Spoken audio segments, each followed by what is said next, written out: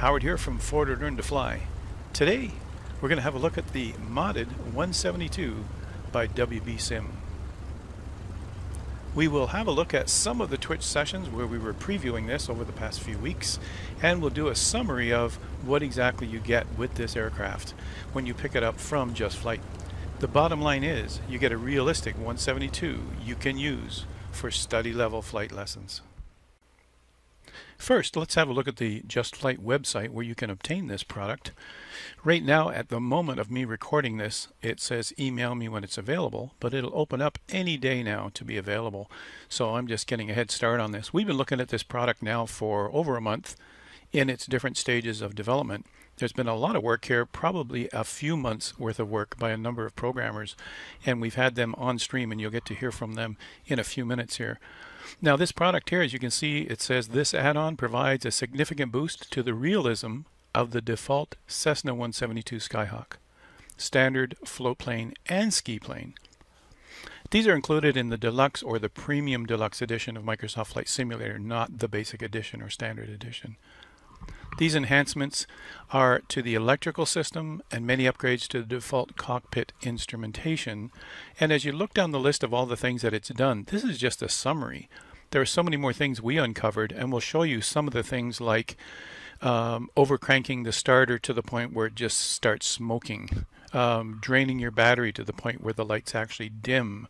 But you take a look here, it says dynamic battery voltage drop, correct ammeter display.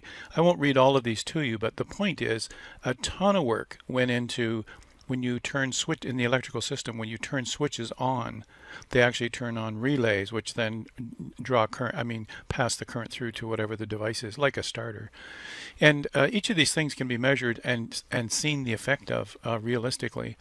Other things in here, you can see in here the cockpit and equipment, gauge needles subject to engine vibrations, ADF needle subject to noise. Things like that. Gyro spin-up animations are just wonderful to see. It's one of those things we're used to inside a real plane, and now we get to see that too.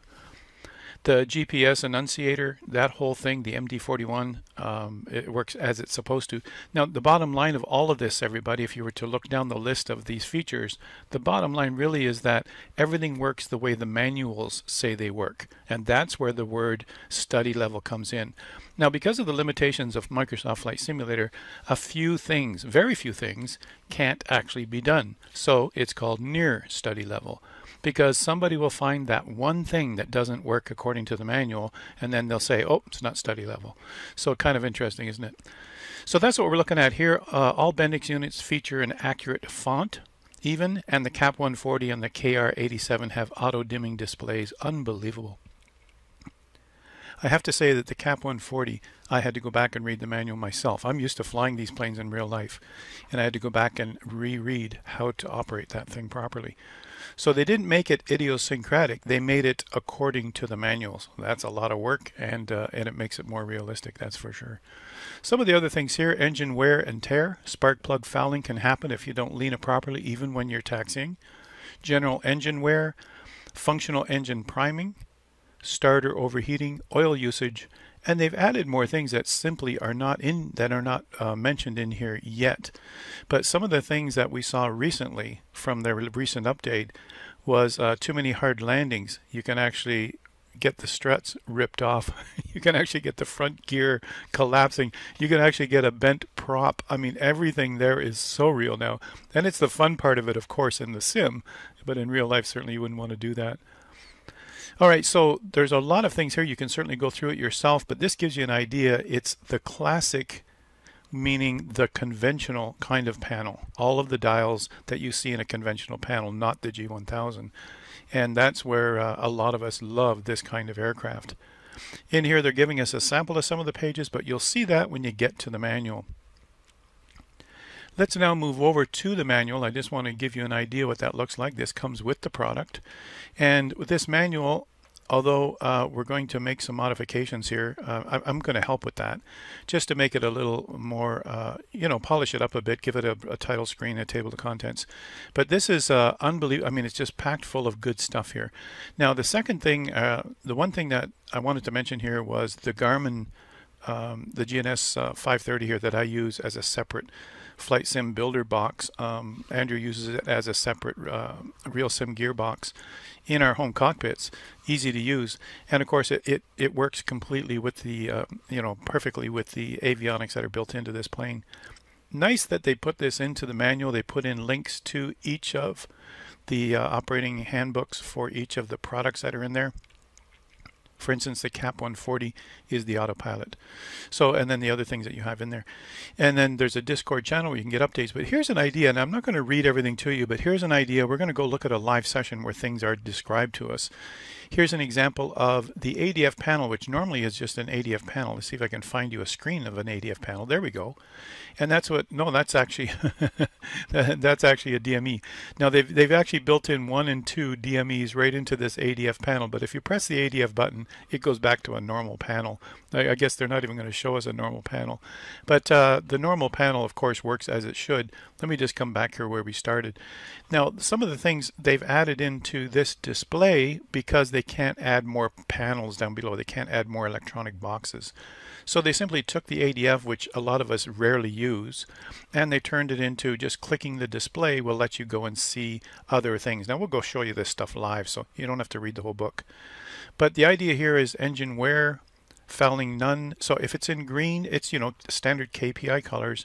In green means good, yellow means look out, and red means, of course, danger. Now, fouling none, if it were fouling, you would see that turning into yellow and then eventually red, like they're doing down here for the oil level. All right, and so these things are so cool. And now the other thing too, the LCD color is for the rest of the electronics that you have, the default color that they'll be. Here we see engine wear is happening. And then that's as far as we're going to go there. Oh, here is state saving too. Engine failures are off at this point, but state saving is on, which means that you'll see things. You'll have to maintain this thing. You'll have to keep the oil levels up, etc. So this is cool. Now, I'm going to not go through the whole manual for you, but this is good that they've written the manual with pictures. Makes it easy to see what's going on. Here they're talking about circuit breakers that will actually pop. Here they're talking about looking at the transponder. And here's a test. When you go to test, it shows you everything that's supposed to light up. And this is something that, it's easy to operate once you've seen them before. Obviously, we go from standby over to ALT when we're ready to take off. Things like that in our normal checklists as we go along. Now working with the GNS 530 and working with the CDI. Here we're seeing autopilot stuff. So, I could scroll through the manual forever and talk about what you see here, but that's not the intention of today's session. Today's session is just an overview and to see what happened in the Twitch channel when we listen to the programmers actually do this. Let's tune into a Twitch session now, and the first topic will be why study level. This is a modification in addition to, on top of, the stock Asobo planes. It's not a whole new plane. Why would we want study level? Learn that new airplane before and get familiar with it before you step into the real thing. This is what I've been doing for years for some flight schools, helping them with just the 172 before, in classrooms right at the airport, before they're allowed to even get into a real one. And it saved them a ton of money. It filtered out those who weren't interested, and it also helped with their dropout rate and all the rest. So, these are the things I've been involved in, right? In your home flight simulator, you simply bought a shiny new airplane. You want to learn to fly it properly instead of just turning the key and going, right? And as a lot of you know, on this channel, on Tuesday nights, we use checklists in airplanes. In all airplanes, we use checklists. Even if you see Maverick and his Mustang flying around and doing all kinds of stuff with his co-actors, he follows checklists too, or he's going to forget something, right? The cameras just show him not reading the checklists. All right, they're in every single plane, you guys, and some of you know already. You've been flying enough planes through the years, right? So the word study level means all the systems work as they do in a real plane. Here we do have a couple of limitations on a switch or two, or a circuit breaker doesn't pop, but it actually does. So it doesn't look like it pops. So that makes it, not a fault of our current programmers and modders. It's a fault of they can't get at that code without legally breaking something. So they're staying on the side of legal, like I do on this channel too. Everything's all royalty free, etc. So we get familiar with the plane without further costs of renting one in a flight school. So now think about simulator and how we can convert that into a near study level plane. So I go out and I learn straight and level. I learn how to trim it. I learn how to keep it there. I learn all about that. and I come back and land and I pay for that lesson, and I go straight to my simulator, I fire up this modded 172, and I go through the checklist to get out of the airport. I get to the practice area and I do the same lesson. And then I do it again tomorrow morning, and then I do it again tomorrow evening, and then I do it again 6 times before I go back out for the flight. Now the instructor takes me out in the next lesson that I'm paying for and sees that I've nailed straight and level. That's a topic that's, okay, let's move on to the next one while we're out here. I just saved myself $1,000. But you know, you can't promise people that. You can't say, learn on the simulator and you'll save $1,000. It has to be something that's already still has an instructor. It already still has real lessons attached to it. It still has the proper procedure so you're practicing properly. And now with a near study level plane, you can do the exact thing you just did today. This is the difference, all right? And that's really why we're so excited about this that's happening, all right? And so the same thing here, use real manuals for the avionics and for the phases of flight. Yeah, we are at an airport, you guys. Use real manuals for avionics and all phases of flight. So this is what the difference is tonight. We go to the CAP 140 manual. It says, here's how you manage this autopilot. And then now you know how to do it. It took me to go back to that manual and remind myself. Is that a word? Remind myself? How to operate this CAP 140, because I hadn't rented a plane with a CAP 140 in years. So it was like, how do I handle that? I'm supposed to know this airplane. And so it made even trainers go back and have a look at the manuals so we do it properly. And that's what's really cool, right? All right, so let's move on. We're not going to go through these 7 steps, you guys, tonight. All right, most of us are already flying the 172. Most of us are using this as a trainer airplane, as it is in the world. It is the most produced airplane in the world. Something like 40,000 of them were made. Every flight school seems to have one or many. I've seen whole fleets of 172s. That's all they have. All right, so I will focus on a couple of things because here we're talking about mods now, and I'm going to be handing it over to others to speak for a while too. But the first step I'm saying here in this session tonight is the first thing you'd want to do is get the right manuals.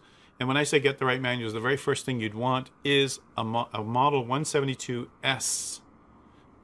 You don't see my cursor. All right, just a minute. There it is. The model 172S is what we're working with here. And you have to pick the exact model, you guys, because I have a 172M book. And in the book it says turn on carb heat. I'm looking around the plane. There's no carb heat in this plane. So each model has unique numbers. Each model has unique speeds and feeds that you need to memorize when you're a student. Now with this modded plane, it is on a modern 172S fuel-injected airplane with a fuel switch, fuel pump switch, instead of a primer like you see in the 150. And so, so you have to look at this manual and say, what are the recommended speeds? What's the proper procedure to start this airplane? And guess what? With this mod on this airplane, you can flood the engine. With this mod on this airplane, it can have cold cranking amps, meaning you might not get your engine started in a cold night. Now we can simulate all of that. So we want to look at the manual and go, okay, what's the POH procedure now for starting this thing in the cold?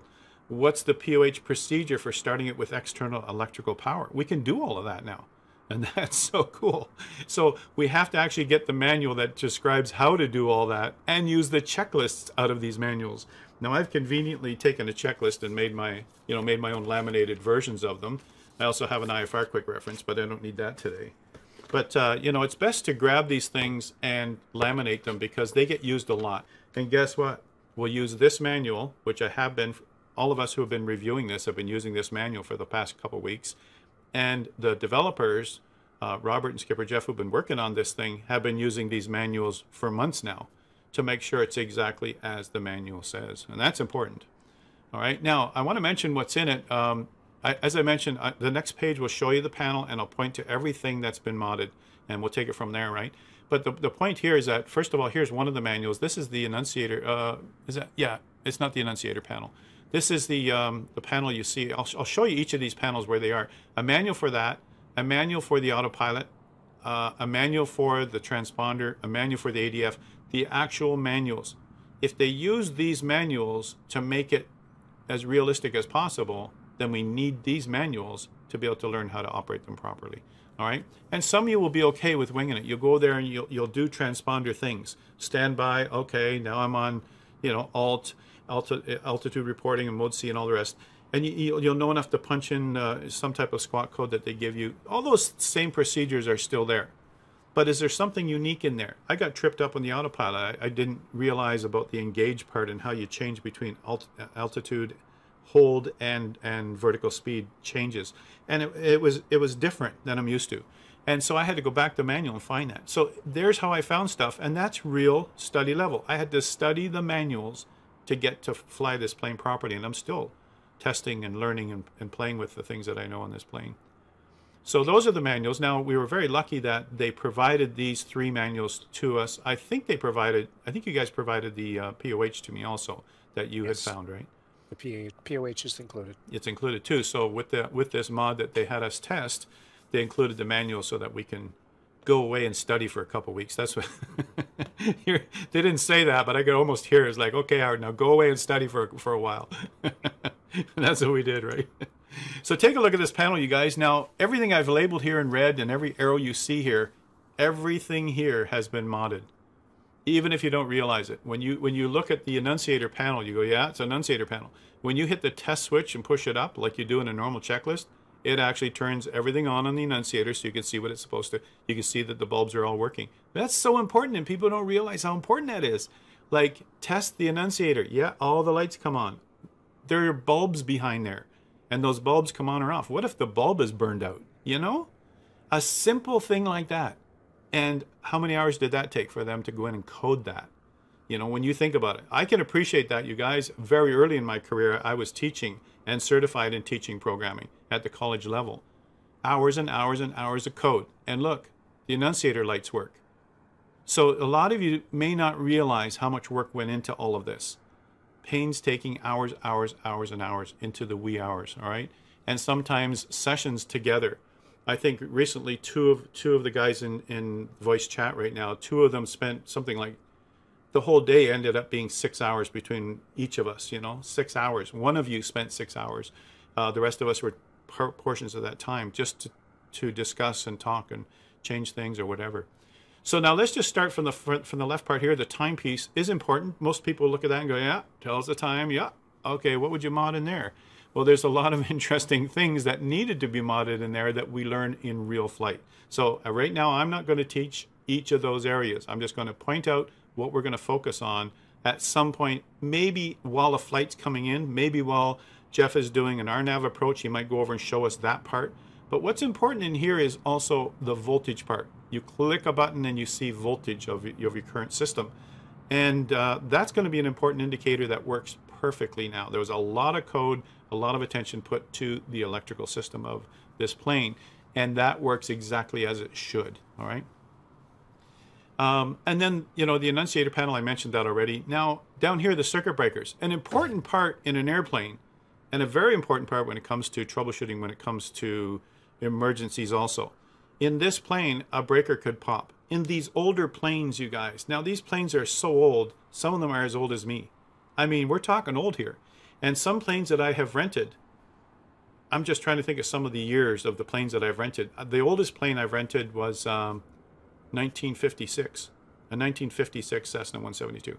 Now, I mean, that thing went, they keep them, the maintenance is perfect. I mean, they keep these things up, they have to, by law. So these things will fly perfectly, they're great. But the plastic panels inside on the floor were flapping when we landed. Not very, you know, didn't instill much confidence in new flyers I took up as passengers. So, you know, these are old planes, some of these. And so wires could be rubbing over the years and eventually short out against a metal panel. Things could happen in real life that circuit breakers just pop. Doesn't mean the electronics or doesn't mean something is overloading. It means there could be even a short in the wire. Now, we don't care about that. We just see the panel. We don't see all the wiring. We don't see if it's old. We don't see if it's getting worn out. And all of a sudden, a breaker pops. And that happens here in this mod, too. You're flying along, something doesn't work, and the breaker popped.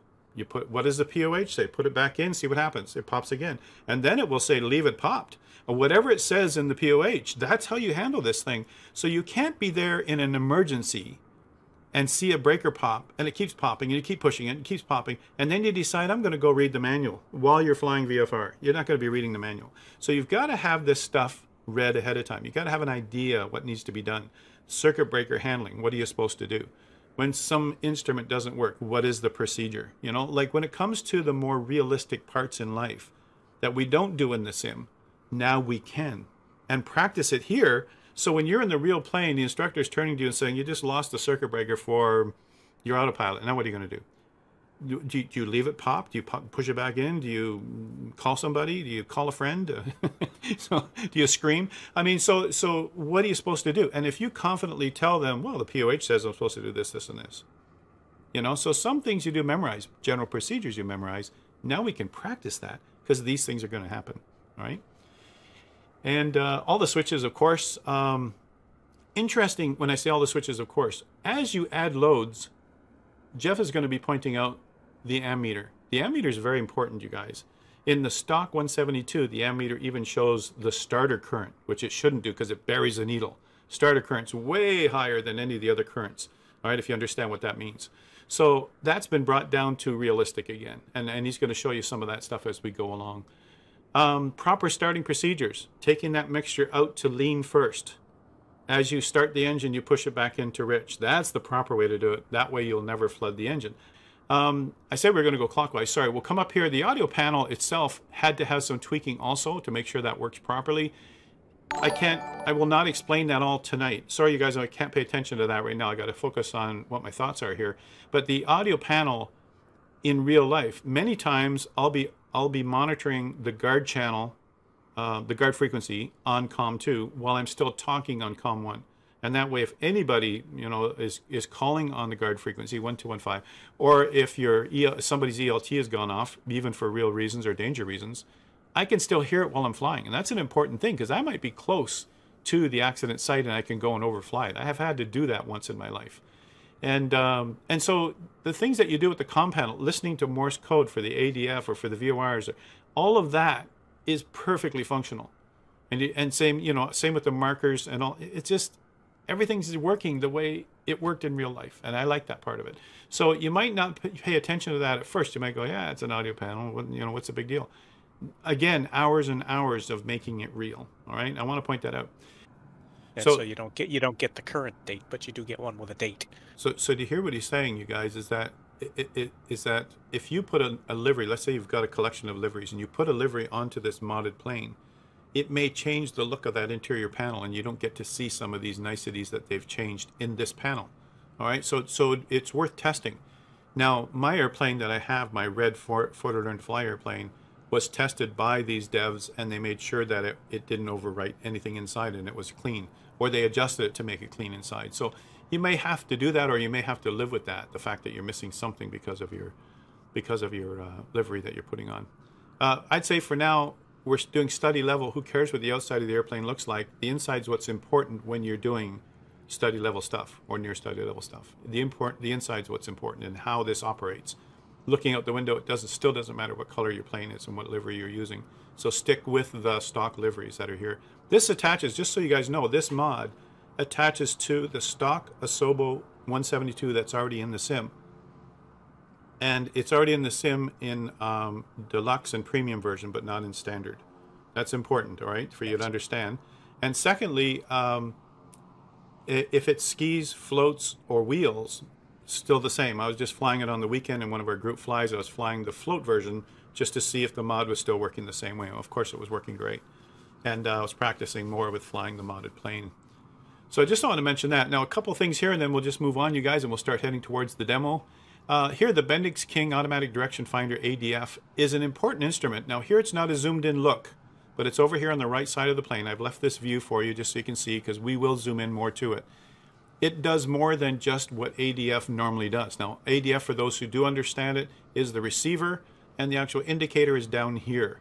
All right, it's the third one down in your standard 172 layout beside the tachometer. And this is your ADF pointer. And for those who understand what this is, it points directly to a station. That pointer, when it's in range, will point to a station. Or when it can't point to a station, it'll park itself. All right. Now, there's more to it than that, and we'll talk more about that as we get into it. But it's also a status indicator. Right now on the screen of it, which you can't see in great detail, but on the screen of it, it's showing status. Engine wear, fouling if the plugs are being fouled, And not only that, I mean the oil level too, but not only that, it's showing it to you in proper KPI colors, key performance indicator colors, green, yellow, and red, which we all understand with stoplights, of course. And that's cool too. Now that's a nice addition and a great place to put this kind of mod so that we've got more than what you would normally see in the airplane. How do we know the plugs are fouling? How do we know that the oil level is down? We can't go out and flip the little hatch and check the dipstick. So this is how we can do it now. And on that same screen, we can also do saving state. All right. Now, some of you will just find it frustrating to let your airplane save its state. We come back to the simulator and that switch is still on. That shouldn't have been on. So it's frustrating. But if you do it properly, according to the POH and according to flying lessons, you're supposed to put, in this plane, you're supposed to put that fuel selector on left or right tank when you finish. A lot of you know why. Anybody in chat want to comment on that? There's a reason why. That's proper. And you're supposed to shut off the fuel right down by that fuel selector. That's the proper way to do it. If you're doing it properly, saving state means you come back to your airplane, it's in the left or right position with the fuel switch off. The way it's supposed to be when you rent a plane, when you go take over your plane. So it's exactly as it's supposed to be. All right. And so I love saving state for that reason, because I take real lessons, because I fly real planes. I want this thing to be left the way I left it, which is in the proper state. All right. So that's a really cool feature too. It can be turned on and off. So we'll get into more of that, but there's more to this ADF than meets the eye. All right. There's a couple other features in there I won't talk about yet, but we'll let the developers talk about that as we go along. The Bendix King, this was the one that I spent a lot of time on because I wasn't locking into ILSs or I wasn't locking into an RNAV properly. I had to actually get Geoff on the line and both of us worked together on it, and he cleared it up very easily for me. And I went back to the manual and I looked and I said, how did I miss that? It's a paragraph in the manual that talks about arming that altitude or arming the approach or whatever it is you're trying to do. And I reread it and it made sense in the manual. It's exactly what Geoff told me, and I was off and running, right? But that, there again would be just like in real life. I'd go back to my instructor if I were taking lessons. I'd go back to my instructor and say, I was having trouble with the autopilot. Here's what, same thing I did with Geoff. All right. I'm doing it just like in real life. I'm going back to an instructor and saying, what am I doing wrong? And they're helping me get on the right track and getting comfortable with this. Now, it's second nature for me. And then the Mode S transponder. The interesting part about that is we can now change the intensity of that too. I mean, there's other features built in, but we'll let them show you more of that as we get to it. So I'm pointing out the main areas, you guys. The fact that, have I left anything out? Is there anything in here they haven't touched? And so this is major. And yet when you jump in this plane, it looks the same as it did before. It's like, what did they change? Well, if someone reprograms any one of these avionics, we don't see that either, right? We don't see all that reprogramming of avionics. Now it's been upgraded. The firmware has been upgraded. And we never see the change in there except, wow, it works great now. So there's the thing, you guys. It's a lot of work without a visual right away in front of your face, all right? It's not a shiny new looking plane that's like, woohoo, that looks great. But once you fly it, you realize, whoa, this is real. And that's what we're after. Now, here's the livery that I use. And it's really nice that these devs who made the mod actually went to my livery that I have for the G1000 and made sure that it was clean enough to work with this mod, and it does. It works great. So now I can fly my livery with both the modded plane and with my G1000 plane. So I'm good. I'm great. So heavily modified within legal limits. Now the review team, you guys, that we have standing by and been waiting patiently to jump in here is we have Andrew and Ace, who have also got the same mod and been practicing and testing. And we'll do a lot of those demos. We're also going to have Skipper do some of the demos. Skipper Geoff, as you know in chat, has been with us for a long time. And he was involved in, I think, mostly electrical stuff, right, Geoff? I think mostly the electrical stuff of the plane you were involved in. And you guys, Wept Burrito, who's Robert, who's here in chat also, in voice also. He is the main programmer, the main brains, and the person who has spent the most amount of time working on this thing. This is his baby. All right, and Geoff came in and just gladly gave himself free time to help out and make this mod happen on the electrical part. So very cool. And so, this is what we have now, and that's your review team. So let's go. I want to just mention the last part here. The detailed modifications work on wheels, skis, and floats, only deluxe and premium. And then continuing from here, if you get the PDF, there's probably another 18 pages, which we're not doing tonight. 18 pages that I put together for how to interpret steam gauges. What's each gauge for? Give you an idea what that looks like here. I start out with this kind of screen, and then I focus on each one of these. All right, I'll zoom in on 6-pack, then I'll go and talk about each one of these, as you can see, and we'll just go through. And I'm not talking about this right now, you guys. This is basics. You got to know this stuff if you're going to even work with this plane. And a lot of you are waiting for this to happen. All right, there's information about the airspeed indicator, how it works, and all the rest. So I'm just going to jump out of there and jump down to the part where we're going to just go to a demo. And I'll summarize all the mods that we did. Actually, there was I asked Geoff to give me 21 mods, the top 21 mods. That was a hard task for him because there's hundreds of mods in here, but he had to give me the top 21, and I reduced it down to something like a dozen, just to do a summary page, you guys. So it's huge. It's bigger than we're seeing here, but I'm going to keep it light for you and just show you, before we finish today, a summary of here are the top mods that they've done to this plane, all right? And then you can have a look at that. So let's jump out of here. Let's go to our main screen.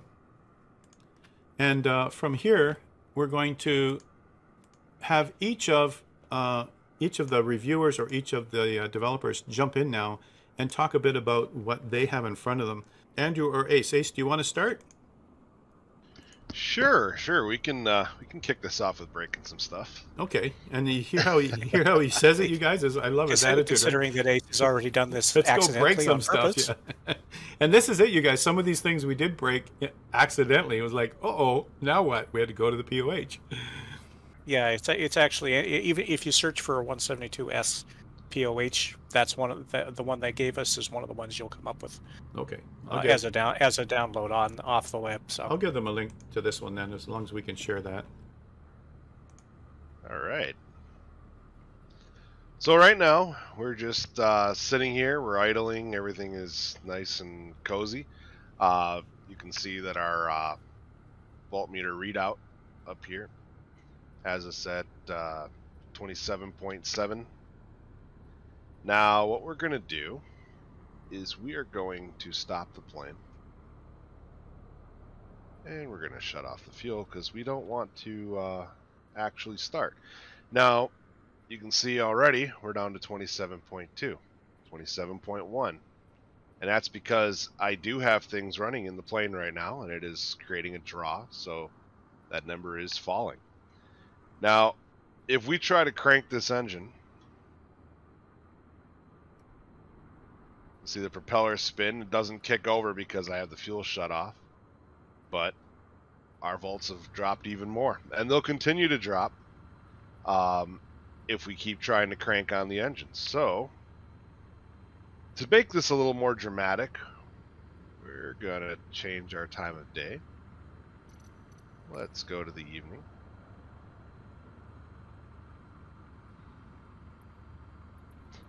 Let's add some lighting. Let's crank up a little bit of additional lighting here. Alright, so we're just going to start cranking on the thing. We will wait 20-second intervals between engine start because we don't want to overheat our starter, and that is also something else we're going to get into in this demonstration. That is the POH. Yep. So each time we crank on this, we're going to see our voltages are reduced, and something else is going to start happening that everybody will likely notice here after a few attempts. You may have already noticed a little bit of lights flickering. And you guys will notice on Ace's annunciator, he's showing a voltage warning. Yes, I am. I am down now around 24 volts.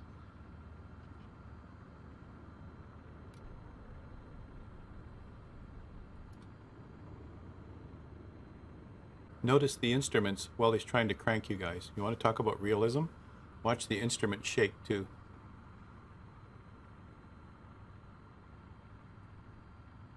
I actually noticed this on Saturday's group flight.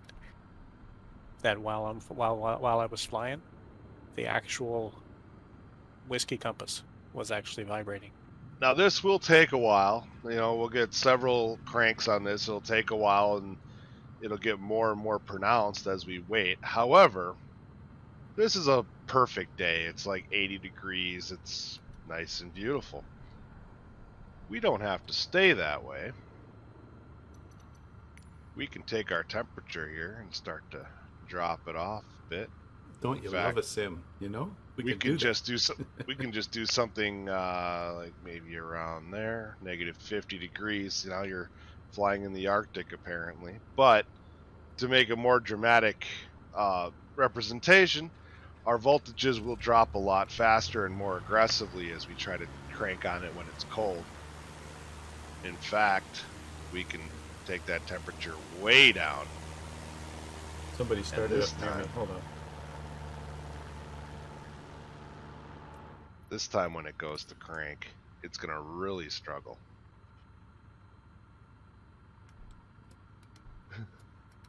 Now we have everything getting reset. Our Garmin's are rebooting. The lights are flickering on and off.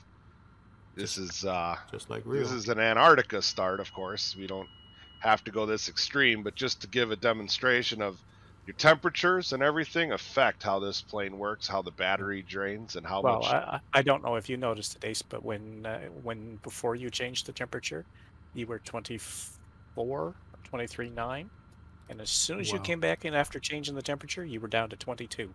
Yep. And guys, even now when he's trying to crank, do you see that voltage drop to, what was it, 4 volts before the lights cut out completely? Yep. Something ridiculous. I mean, it's actually true to life, you guys. This is it. So we can. I have somehow lost my weather pop out. There it goes. Your weather was there, yeah. It wasn't opening. All right, so we can bring our temperatures back up to reasonable temperatures here.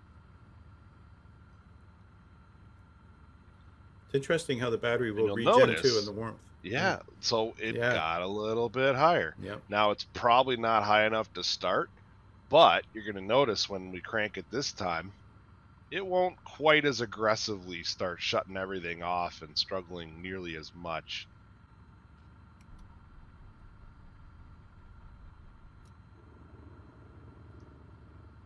So, that's temperature.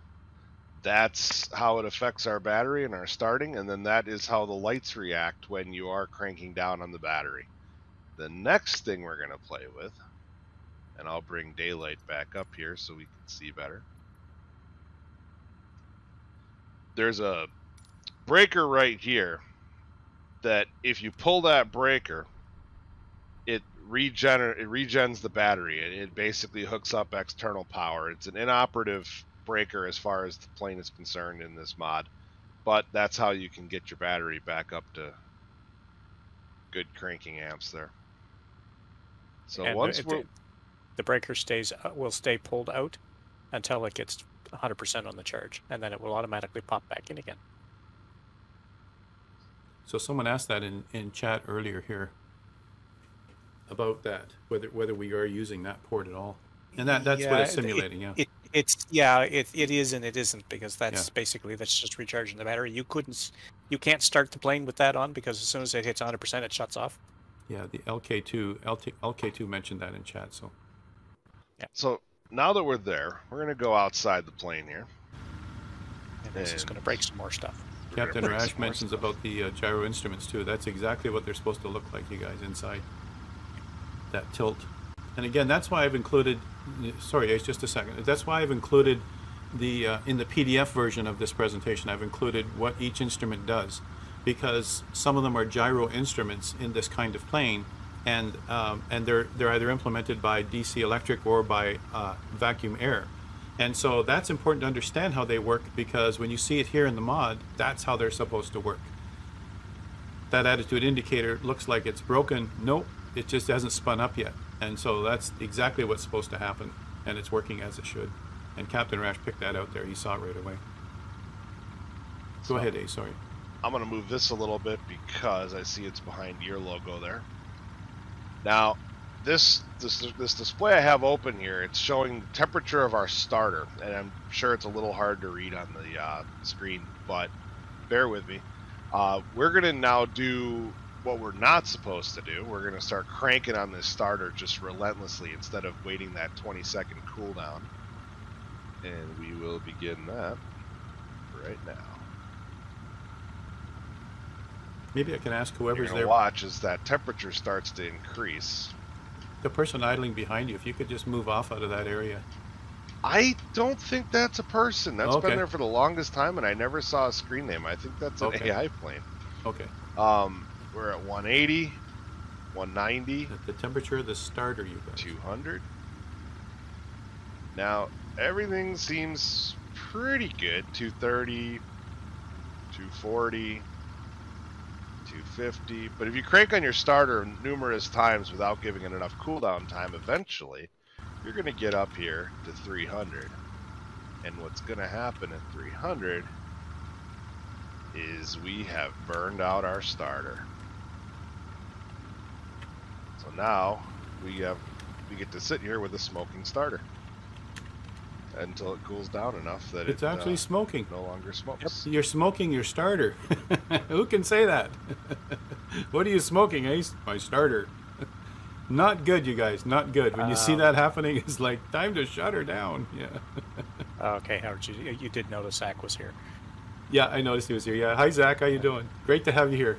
You guys, if you have any questions at all, Zach is a CFII, and he can answer any questions you have about realistic flying. So, Ace, that was impressive. Seeing the smoke coming out of that thing, and I have to say to the devs, too, that was impressive. Because, you know, that's the real thing. In the POH, I think it says 10 seconds on and 20 seconds off, something like that. And that's what Ace has done. He's exceeded what the recommendation is in the POH. And that's what some students will do. They'll be there like, oh, I got to get this thing started. They'll be banging on the dashboard, turning the key too often, and next thing you know, we got smoke coming out of the cowling. Oh, mamma mia. Now that we have the engine running, the starter temperature is falling faster as that air is moved through the engine by the propeller. The big fan out front blowing cold air. The big fan out front. The big fan, yeah. Hey, Skeptic, how you doing? How you doing? Nice, he's cooling it down. And then eventually, as my engine runs here, if I give it enough RPM that it's charging the battery, it will get high enough that the volts indicator will go off. Otherwise, I can run the external power again as well to get the same effect. Anyway, that concludes my segment of the demonstration. Super. Super duper. Thanks, Ace. That was great. That is the AceOfSpades breaks the 172. That's it. That's that segment. Clip it. Thanks, Ace, for that. That was very effective. Nice way to show it happening, that's for sure. From the videos I've seen on this procedure, it's a bit of a dance because you've got to manipulate a switch and two throttles with two hands. Yeah. Yeah. Yeah. That's the dance, yeah. But and you guys, I finally fixed the voice indicators on the left side of the screen. So now we do see Robert on the screen. He's under the handle there of Wept Burrito. That's Robert, the main programmer there at the very bottom icon on the left. Okay. So when he speaks up, you'll see that green circle around around him. On the positive side, it has actually got us back to medium fouling. So let's see what happens if we do a magneto check. A magneto check. Leave the mixture rich. Crank the throttle up to... Yeah, on this plane is 18. 18? I was going to go 17, whatever. But it's still doing the right check, whether it's 17 or 18. But just saying, if you work with POHs on each of these things. So we're 1800 RPM. We go left magneto. Back to both. That's a 300. That's almost a 300 RPM drop. Back to both. That much? Wow. Yeah, it went down almost 15. We're at 18 right now. And we go to right. That dropped down to 16. 1550. Back to both. When I first learned about this, I had my fouling so bad after taxiing for 3 minutes or something, Andrew, and I did a magneto check and I just killed it. Yeah. That's a good question Zach has in chat, you guys. It's open for anyone to say it, to talk about that. Who knows? Why are we losing RPM on a mag check? Question for anyone to answer. I've throttled up and I've leaned I pulled the mixture back, so I'm leaned up. So we're now showing no fouling. So we'll throttle back up to 18. So in answer to that question, you've got one, as Captain Rash is saying also, one of the pistons is having fuel but no spark. That's it. You've got a fouling plug sitting there with fuel hitting it but no sparking, and you've got the other plug doing the actual work. Remember, there's always 2 plugs per piston for redundancy and for safety. So And we're right testing now we're testing each spark plug circuit. Yeah, we have no fouling right now. So we're back to 1800 on both. We'll go left. 1750. Back to both. 1800. Right. 1750. Back to both. Everything's fine. You see how it's not as much of an RPM drop this time because its plugs are in good order. You can see that from the it only green dropped indicator. it only dropped like 50 RPM instead of 300. And then we'll go back down to idle at 1,000. And you notice in the ADF display that has the green text on it, you guys, in the far right there on Andrew's screen, you notice the fouling is okay now. Even just glancing, it's green, and that's a good thing. It just, you don't even have to read it. I see green, I'm good, right? And that's why he didn't have so much of an RPM drop there. It was great. Yeah. That like 50 RPM there, that's normal. That's what it should do. And see, you see what Zach is saying, you guys. It's a question to be asked on the private pilot or commercial check ride. And if people aren't getting this stuff, then it's the odds are against you as you keep going. This is why you got to know stuff, you guys. You got to know your ground school stuff. You got to know your POH. You got to be confident with that airplane and be able to handle it on your own. That's what they're testing for. You've got fouled spark plugs, and you've got 2 of them. The 2 of them make it work this fast. You go to 1, you're only getting half the spark, and it's not sparking properly. So the explosions are not as big as they should be. Tankan says, is this the Asobo 172? Yep, it is the Core 172 in the Deluxe and Premium Edition. And this is a mod that's been added to make it more real, way more real. A whole lot of code, you guys, months of work to make this into a realistic near study level plane. Yeah, not the one in the base version. The base version, the standard edition, is only a G1000, right? Well, I advanced my mixtures until the RPMs went up, more or less, and then I pulled the throttle back down to 1,000. So we're now leaned for ground. Yeah, and some people say, why aren't we using EGT? You can't at this low RPM. You see up there in the EGT gauge, you don't register any heat of any sort. This is the EGT over here, and it hasn't moved yet. You can't use that when you're idling. So you have to do it on the ground and just look at your RPMs. Yeah. And if you don't do that, you'll see it. And when you go back at that ADF panel, that status panel, you'll see that if you don't mix, I don't know if you've shown that already, Andrew, but if you leave that full rich, I haven't taxied yet. Okay, but, if you leave that full rich, you'll actually see your plugs foul. It's way too rich for taxiing, right? It's interesting. I actually did that when I first got this. With the base version, you don't have to lean for ground. It doesn't affect. You can if you want, but it doesn't do anything. I forgot, so I taxied from our normal parking spots at Payne Field down to the end of 3-4 right, which is like 100 feet, with full rich mixture. Turned onto the runway, went full throttle, and it was so sluggish. I finally got it up in the air and stable, and then I went, "Why is this going?" And I hit the button on the ADF, and I had medium fouling in that short period of time. Yeah, that performance is important on takeoff, you guys. Yeah, and if you'd had a long taxi, you might not actually have gotten off the ground. So, and those questions, Captain Wink, those questions can happen once we start speaking with Robert, which I'm going to probably have him come up next, and then we're going to have Skipper Geoff do a demo after that. But I think that'd be the right progression here. And thanks for both of you guys. The devs have been waiting till the end because we're leaving the best part till the end, right? But Andrew, thanks for that. Are you gonna taxi just to see it foul, or we should move on with our timeline? Well, I can taxi, and when I get there, whatnot, you guys want to come back to it. We'll come back and just have a quick look at your screen. Yeah. Okay. I appreciate that, Andrew. Thanks for that. Yeah. That was a great demo. Thank you. I forgot to do the applause for Ace, so this is a longer applause for both Ace and Andrew for showing us some of the mods. Thanks, you guys. That's a long clap. Howard, I have finished my taxi. I'm now sitting at the end of the runway. Okay. Now, I had no fouling when I started moving, and I went full mixture and taxied down here. And look what I've got. Medium. Okay. And now you're going to take off with medium fouling going on.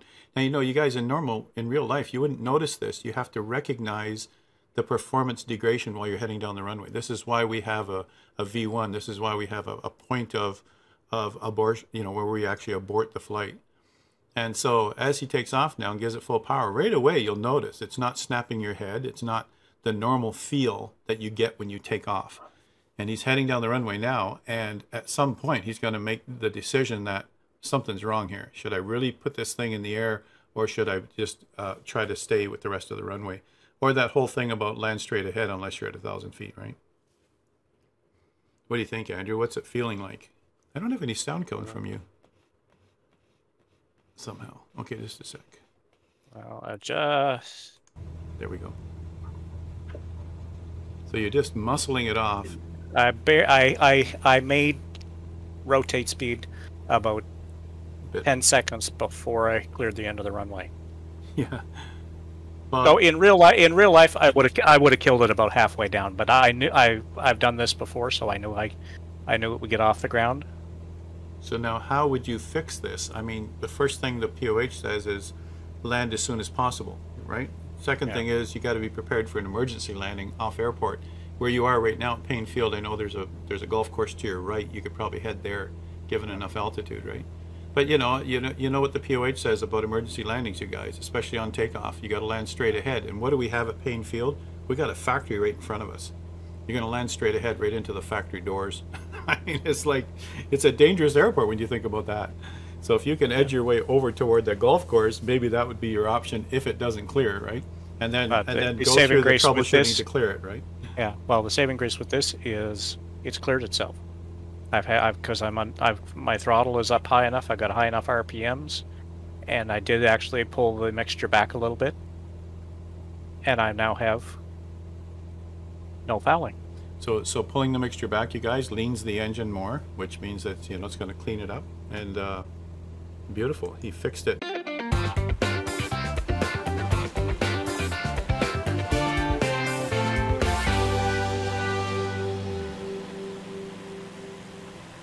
So there's what it sounds like, you guys, if it's on, and you can also see it flashing. So they've made sure this works as it should. And then now we'll put it back to the armed position. All right. And we'll just reset the test. Oops, reset and test. And we'll put it back to the armed position. All right. Now we tell people during a passenger briefing, here's where the ELT is, or it could be a portable one in the back. And we say, if in the event we have a hard landing or a crash, this is how you turn it on. Here's where it is. Make sure that thing's on. And if it's a portable, even put it up on the roof of the plane. We tell passengers this in a normal real flight in the passenger briefing.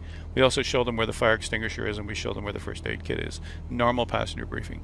So now we're going to test this and see if it works. We're going to leave our comm on 1215 unless I have the assistant on that's going to mess it up for me, but we'll change it back. Or maybe I'll put it on backup. We'll leave it on backup in case they change that front frequency on us. I don't know if I've got that fellow on right now. So you've got it on 1215 too? Yeah. You've got it ready to go too, yeah. It might only be for you, Andrew, if you trigger it. It might not show it. But in real life, you guys, anyone on the frequency would hear it, right? The 1215, and they're always monitoring it in the towers and in. Let's play on the big runway because we got more room. Coming down, I'm going to do a hard landing. Look at this slope. Oh, we got like a 30-degree slope coming into the runway. I don't want to hit the nose gear. I just want to hit hard. Hit hard. Let's do a hit hard.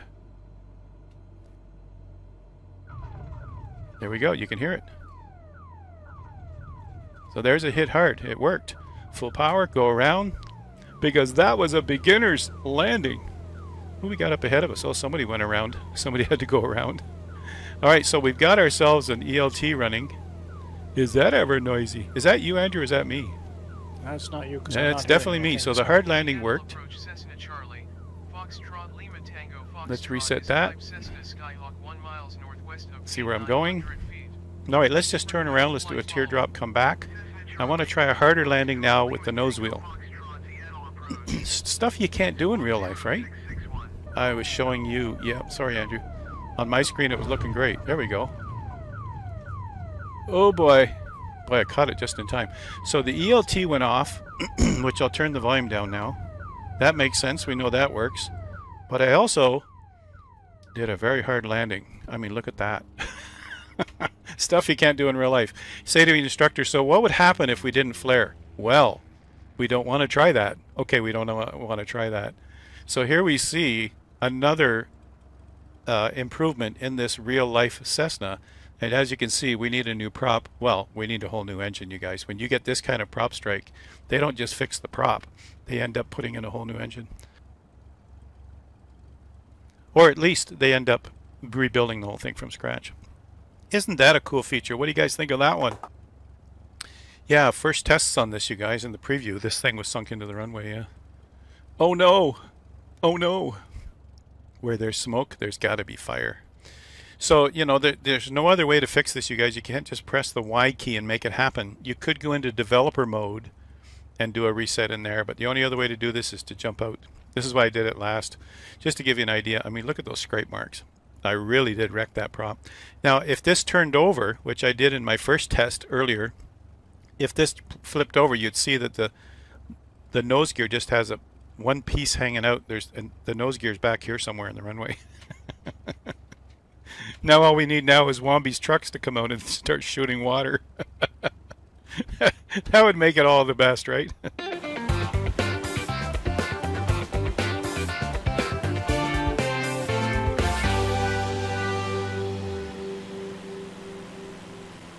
That's a whole lot of features, and the Twitch session goes on and on. I cut out a whole lot of stuff in there, and there's still a lot more. Also, we did a follow-on session the following Tuesday during our Tuesday lesson with Geoff doing the RNAV approach, and he also worked with me on it on a following lesson where I did it from Liverpool, Nova Scotia to Halifax. Did an RNAV approach using the same thing. You can see that video. That's the 530 demo here on YouTube that you'll see in the channel here. The 530 demo is actually using this plane, and it's really featuring the Flight Sim Builder 530. Oh wow, look at that. And now it's time to take the plane out to the practice area and do some fun stuff like we're doing right now. Typical normal flight lessons that you would take if you were taking flight lessons with an instructor. And then come back to the sim and do the same things. Oh, level out there, level out. And so this will be a lot of fun, you guys. What we'll do is we'll give you a screen of the features. Like I asked Geoff to give me the 21 top features so that I can finish this preview with. I whittled it down to, I think the both of us talked about it, and we got it down to 17. I think that's how many I'm showing here. So let's pull that up and have a look at it before we come in for a landing here. Let's look at the top 17 or so. You notice in here the first 8 are things we have talked about as we've gone along, accurately simulating each of the avionics, circuit breakers, ADF needle shake, even the slaved compass card in number 7 there, slave to the gyro. That was new for me. I hadn't been in any 172s that was like. But you know, all of that, even the gyro drift, gyros that are slanted when they're not powered up, is something that just made it so real, being inside the plane.